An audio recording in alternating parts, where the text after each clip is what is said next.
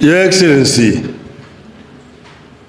President William Samoei Ruto, President of the Republic of Kenya, Your Excellency, President Yoweri Kaguta Museveni, President of the Republic of Uganda, Your Excellency, President Mama Suluhu Hassan, President of the United Republic of Tanzania, Your Excellency, President Salva Kiir, President of the Republic of South Sudan, and Your Excellency,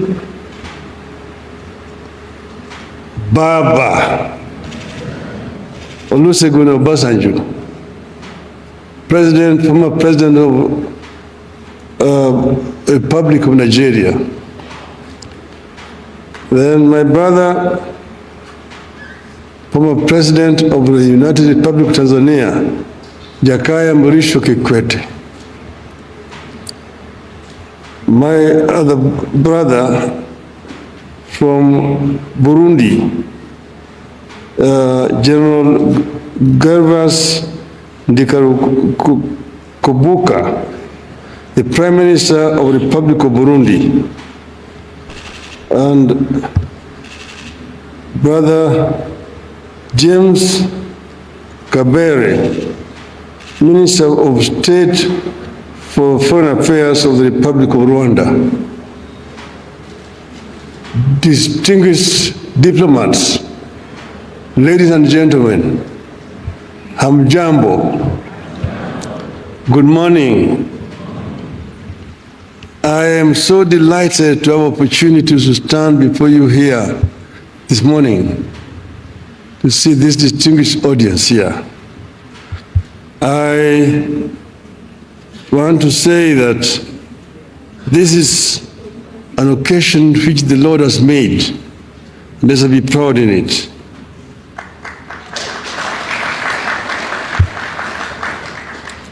Today, I stand before you here as a candidate for the chairperson of the African Union Commission. I'm personally encouraged and humbled by the collective support for my country and the Eastern African region. The official unveiling of my candidacy as Kenya's nominee for the chairmanship of the African Union Commission is a major impetus and milestone in my bid. And I'm so happy that my brothers and sisters have taken time to come and be here physically and personally today.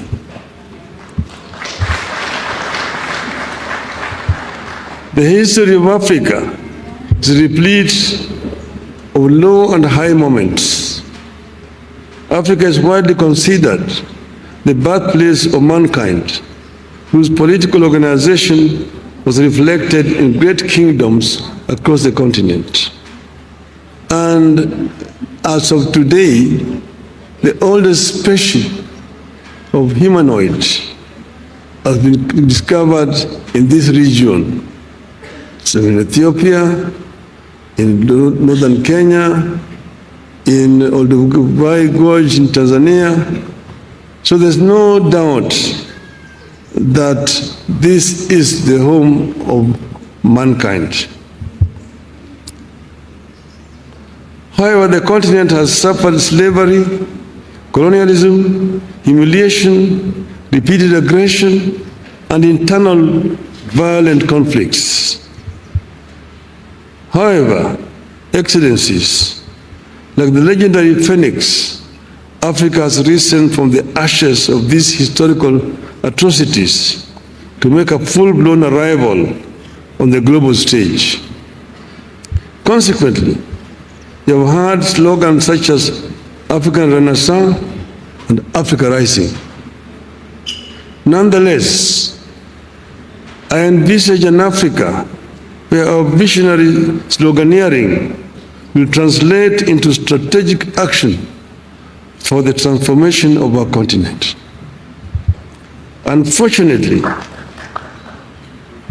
even as we rise our continent still grapples with emerging challenges and vulnerabilities, including identity conflicts and wars, hunger, poverty, violent extremism, adverse climate change, acute unemployment among our youths, transboundary pandemics and infectious diseases such as mpox and other threats to human security and dignity.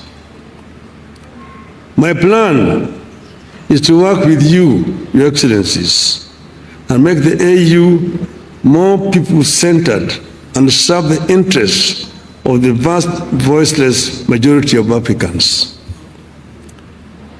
The African people should feel the AU in their lives. Excellencies, if elected chairman, I propose to utilize the transition period to critically analyze the existing proposals for reforms and building capacity of the AU Commission. The ultimate aim is to follow up on the implementation of the reports so far formulated. Certainly, the story of Africa is not all gloom and doom. Thanks to the work Your Excellencies are doing, Africa has been on an upward and positive trajectory in recent years.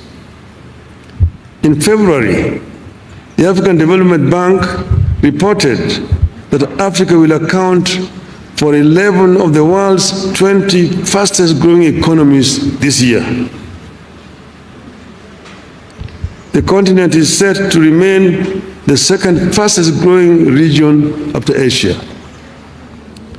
I deeply appreciate your efforts in restoring hope on the continent, and it is my wish to have a chance to complement your efforts as AU chairperson. Excellencies, throughout my leadership and service to the public, I have noted the significance of defining strategic goals and appreciating the influence of political dynamics on the outcomes of these goals. So decision-making must be backed by a balance between policy and geopolitics.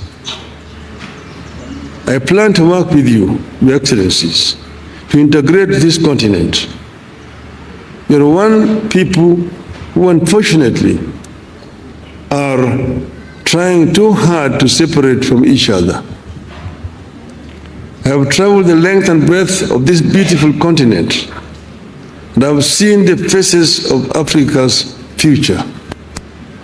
I was involved in peace negotiations in Burundi with Mwalimu Nyerere. I was involved as a mediator of the AU in the conflict in Côte d'Ivoire. I was involved in Mozambique.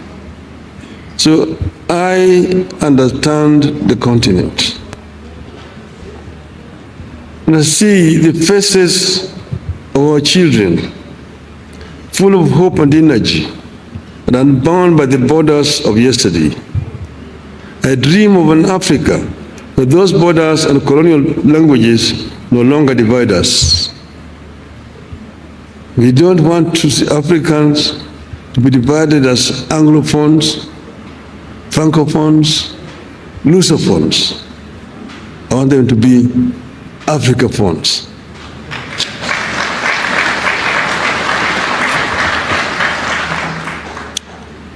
From the hills of Kenya to the deserts of Sahara and the Kalahari, from the lakes of Great Rift to the rainforests of Central Africa, from Indian Ocean to the Atlantic, Africans must be one. Its resilience and hope for a bright future transmitted to our young people. Excellencies, ladies and gentlemen, my selection to be Kenya's candidate is not about one man's ambition, but an African's journey to serve the motherland. Indeed, I plan to constitute my cabinet of chairpersons with a continental outlook. I'm grateful that friends and eminent persons across Africa have volunteered to engage in my campaigns from the West, North, South, Central, and of course, Eastern Africa. Excellencies, I'm ready to serve. My heart is ready, and my hands are steady, and with your support, I shall get the opportunity to be of service to Africa, the cradle of mankind. I am made in Eastern Africa for Africa. You have said that I'm an Afro-optimist as opposed to Afro-pessimists. Afro-pessimists are those people who have given up on Africa, who say Africa is a lost cause, a wasted continent. But Afro-optimists are those people who believe in African development, that Africa can be developed with the efforts of the African people. This is what I believe in. I have come from the school that believes in the efforts of the founding fathers of our continent. Those who were visionary, who envisioned an Africa that was united. Kwame Nkrumah, Ahmed Sekou Toure, Gamal Abdel Nasser, the late Emperor Haile Selassie, Jomo Kenyatta, Jaramogi Oginga Odinga, Mwalimu Julius Kambarage Nyerere, Kenneth Kaunda. Those were some of the founding fathers of our continent who believed that Africa will only develop if it is united. Nkrumah said that Africa must unite or perish. That is the school of which I'm coming. To be able to realize the dreams of the founding fathers, first we need peace on the continent. In 2013, they talked of silencing the guns. But in 2024, the guns are not silent on the continent. We will work to ensure that guns are silent so that we can be able to have a peaceful development. Secondly, Africa is a victim of climate change. Africa today suffers from twin disasters: droughts and floods in the continent. Yet Africa has emitted very little of the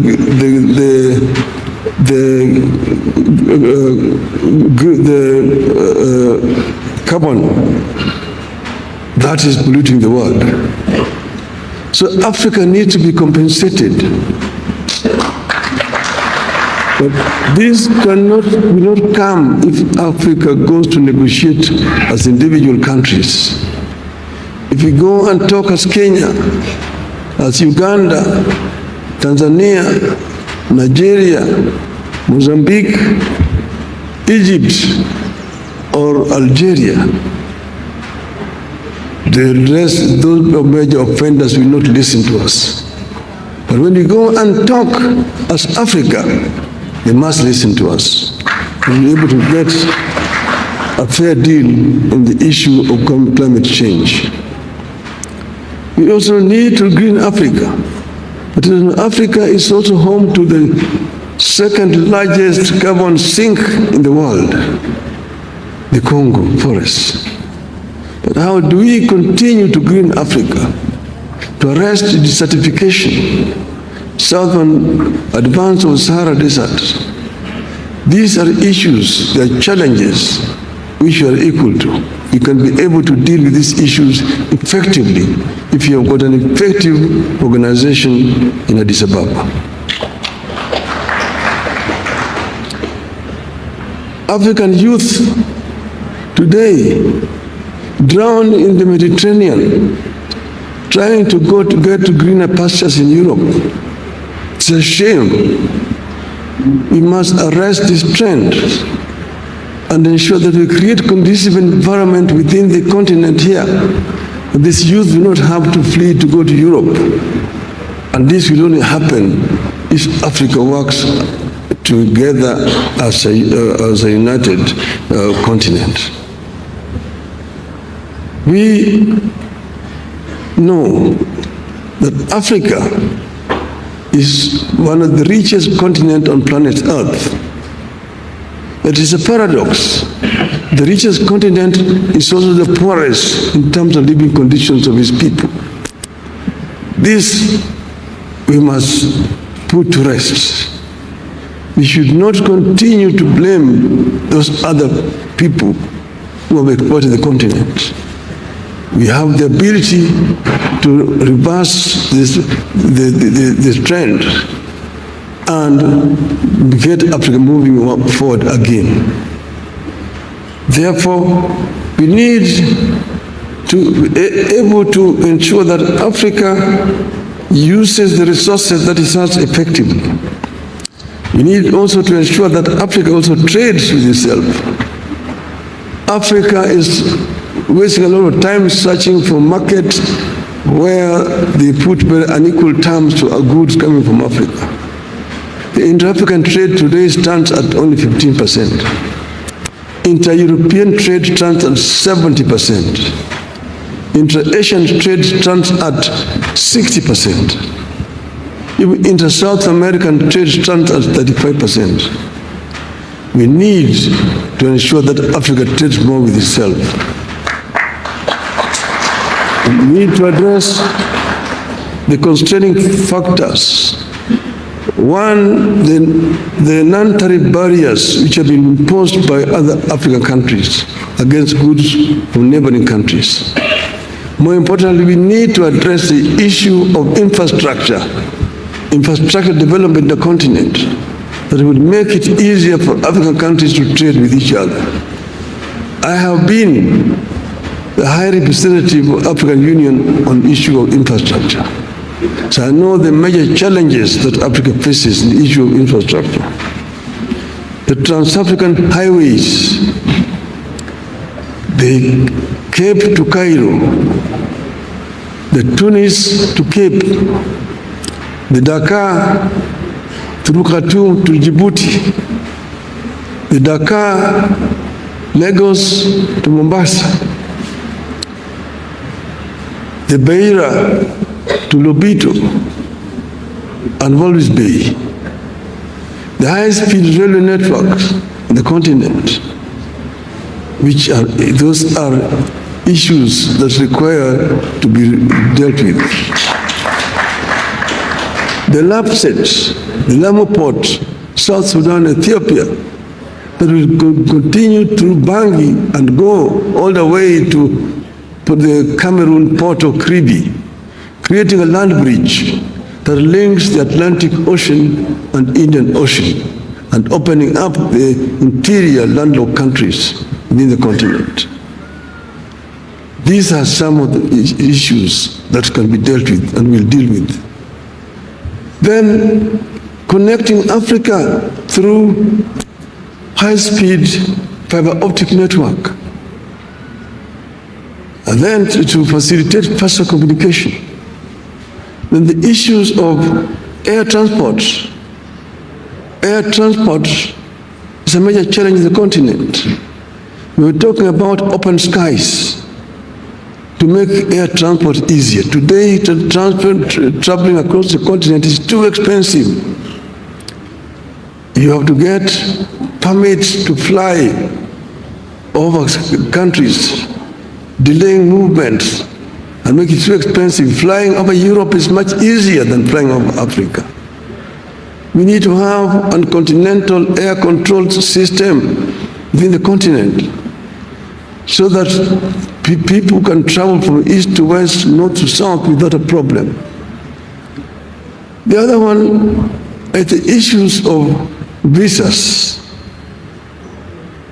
My friend Aliko Dangote says that for him to travel across the continent, he needs 35 visas. His French competitor does not need a visa to travel with a French passport in Africa. What a shame. In Europe, you only need a Schengen visa, and you can travel across the entire Europe without a problem. We will also ensure that we reach a stage where we can issue an AU visa and enable people to travel to the continent without much of a problem. I therefore want to conclude by saying that I am ready for Africa. And I believe in the story of the African lion. The lion is an African animal. It's a king of the jungle. The Cameroonian national soccer team is called the Indomitable Lions. The soccer team of Senegal is called the Lions of Teranga. The soccer team of Morocco is called the Atlas Lions. Here in Eastern Africa, we call it the Simba, the king of the jungle. When the king roars, the jungle listens. So our story of the African lion. The African lion is giving a message to the Asian tiger. Tiger is the Asian animal. And I want my Asian friends here not to take offense. The African lion is giving a message to the Asian tiger that you Asian tiger, you've danced on the stage alone for far too long. It's your time to quit. The European bear retreated to the North Pole long time ago and is freezing there in the ice. The American panther is also on the retreat, but I'm here as the African lion.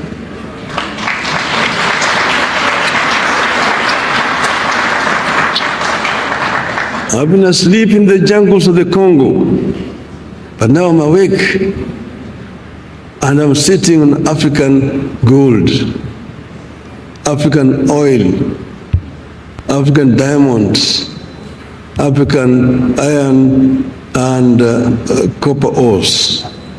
I'm sitting on African bauxite. I'm sitting on African lithium and coltan and uranium. And I have the ability to transform all these materials that I have into wealth for the benefit of my people and claim the 21st century as an African century. End of the message from African Lion. Thank you very much, ladies and gentlemen.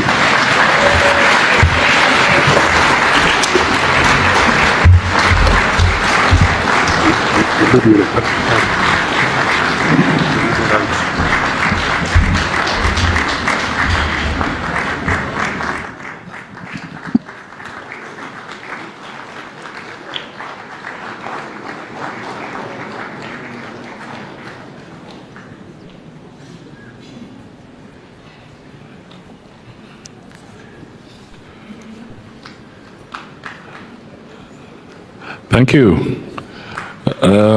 You can be seated. Indeed, that's a very powerful message